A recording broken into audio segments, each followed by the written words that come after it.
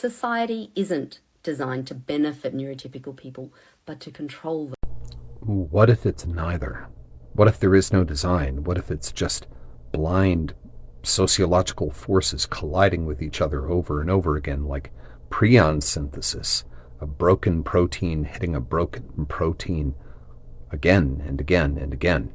The thing is, prion fission looks a lot like a virus or bacteriological proliferation. You have these teeny tiny things replicating in a consistent way over and over again, and it looks like it's alive, but it's not. It's just a broken protein that, when it hits other proteins, breaks them in a similar way. Now, what if human history got hit in the right way at the right time to start this process? A spreading wave of social reorganization around aggregation of power that lent itself to very particular expressions of power, created an environment in which certain kinds of power are more likely to replicate. It certainly creates an environment where some processes are going to be more successful than others. Some survival strategies are going to be more successful than others. But there's no control. Don't get me wrong. I like the message that neuronormative folks, neurotypical folks, are also damaged by this system. They absolutely are. But if there's a design, then there's a designer, there's a design process, and there is a mechanism by which designs get implemented. There's the implication that the mechanisms of reform are built into the machine itself. I really wish that was true, but it's not. What we're trying to do is much harder. Nature didn't position us as a neurological minority among honestly, that raises the question of what the intent behind neurotypicality was to begin with. If we are intended, so are they. Nor, for that matter, do we necessarily know that the population distribution of the respective neurotypes that we encounter today is constant throughout history or by region. Quite the contrary. I think there's a fair bit of historical evidence that there has been regional variation in relative density of neurodivergence, certainly in terms of cultural influence. I think a series of events occurred in such fashion as to allow a society to break in a particular way that it could replicate the shape of that breaking wherever it reached, and that it was built upon a series of other events which allowed that replicative or fission process to go unchecked long enough for it to exceed the bounds of its resource pool and thus necessitate, if you will, contamination of adjacent ecologies. I think the methodology began with a very particular set of arrangements of and juxtapositions of military organization, tactics, resource acquisition, resource distribution within that society, placed within a certain socio-historic context.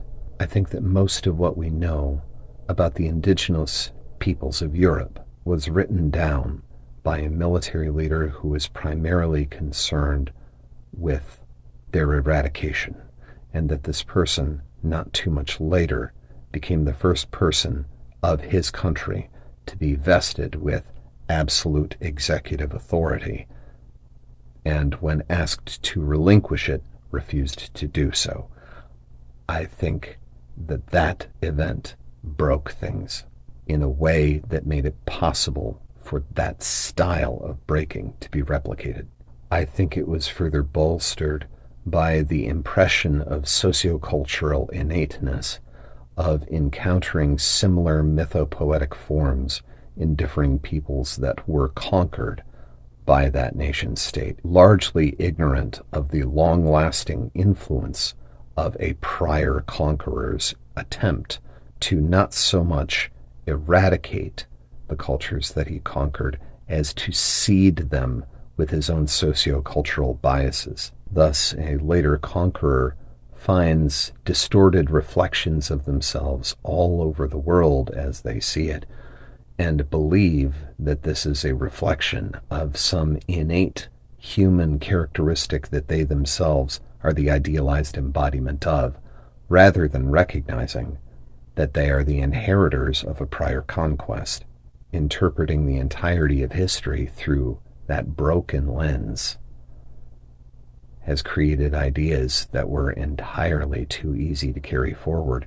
And when that nation state had run as far as it could, it transferred most of that model into a burgeoning ideological organization, and thus transcend the boundaries of the nation state itself. I think that erroneous discovery, the false discovery of that innateness, colored the thinking of people who later would be entirely consumed with the process of understanding the world around them, but again doing so with this preference, this bias toward a belief that what they were uncovering was intrinsic, was innate, and that they, as observers, were revealing the true and hidden nature of things, and in so doing regard themselves as the ultimate embodiment of that nature's internal ambitions, which very conveniently mimicked the character, inflection, and cadence of their own, as the power of theological institutions and the monarchies that they ratified gradually eroded, and the power of the mercantile class rose. I think the same model jumped over into that. It's tempting to lean into the metaphor of hunting a body-jumping demon through history, but really it's just protein fission. Things breaking in a particular way that the fragments cause similar breakage.